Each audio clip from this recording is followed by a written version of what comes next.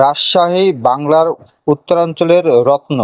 শান্ত পরিবেশ, সুন্দর রাস্তা আর পরিচ্ছন্ন নগরী হিসেবে এর পরিচিতি সবার কাছে। আজ আমরা ঘুরে দেখব রাজশাহীর সৌন্দর্য, রাস্তা ও পরিবেশ। রাজশাহীর অন্যতম বৈশিষ্ট্য হলো এর প্রশস্ত ও সুশৃঙ্খল রাস্তা।